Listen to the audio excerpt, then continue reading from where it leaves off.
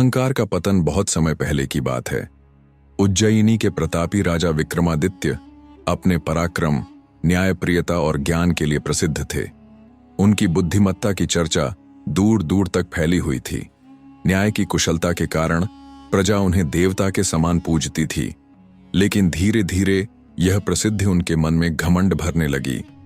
उन्हें लगने लगा कि वे संसार के सबसे बुद्धिमान व्यक्ति हैं और उनसे अधिक ज्ञानी कोई नहीं है।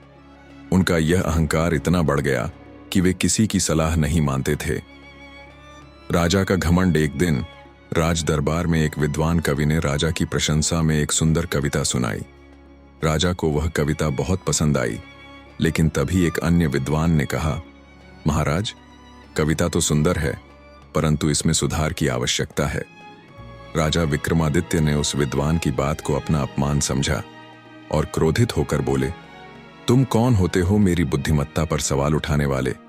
क्या तुम्हें पता नहीं कि मैं ही इस राज्य का सबसे ज्ञानी और समझदार व्यक्ति हूं?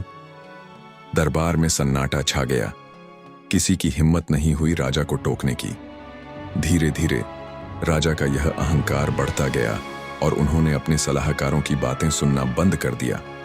उनके इस स्वभाव के कारण राज्य के मंत्री भी डर के कारण सत्य कहने से कतराने लगे। परिणाम स्वरूप राजा के निर्णयों में त्रुटियां होने लगीं। साधु का आगमन। एक दिन एक वृद्ध साधु राजा से मिलने राजमहल पहुंचे। साधु के चेहरे पर दिव्य तेज था। उन्होंने राजा से कहा, महाराज, मैंने सुना है कि आप संसार के सबसे ज्ञानी व्यक्ति हैं, इसलिए मैं आपसे ज्ञान प्राप्त करने आया हूं। राजा ने गर्व से कहा, हाँ, मैं ही इस राज्य का सबसे बुद्धिमान व्यक्ति हूं। पूछो, क्या सीखना चाहते हो? साधु मुस्कुराए और बोले, महाराज, मैं आपसे केवल एक प्रश्न पूछना चाहता हूं। क्या संसार में ऐसा कोई व्यक्ति है जो कभी गलती नहीं करता? राजा ने बिना सोचे समझे उत्तर दिया, हाँ, मैंने आज तक कोई गलती नहीं की। साधु ने हल्की हंसी के साथ कहा, महाराज, यदि कोई व्यक्ति यह सोचता है कि उसने कभी गलती नहीं की, तो वह सबसे बड़ी गलती कर रहा है। राजा को साधु की बात चुभ गई, लेकिन वे शांत रहे। साधु ने आगे कहा, जो खुद को सबसे बुद्धिमान समझता है वही सबसे बड़ा मूर्ख होता है।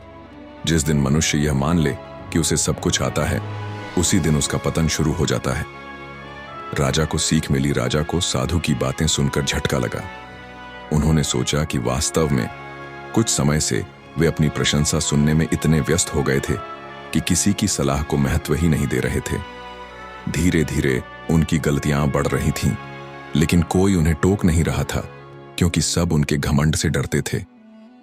राजा को अपनी भूल का एहसास हुआ।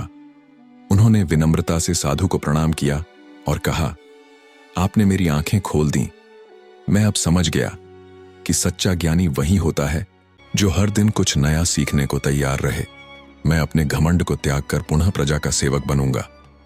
इसके बाद राजा ने अपने घमंड को त्याग दिया और पहले की तरह न्यायप्रिय, विनम्र और बुद्धिमान शासक बन गए। उनके इस बदलाव से राज्य में फिर से खुशहाली लौट आई। शिक्षा इस कहानी से हमें यह सीख मिलती है कि घमंड मनुष्य का सबसे बड़ा शत्रु होता है। जो व्यक्ति खुद को सबसे बुद्धिमान समझता है, वही सबसे बड़ी मूर्खता करता है। सच्चा ज्ञान विनम्रता में होता है, न कि अहंकार में।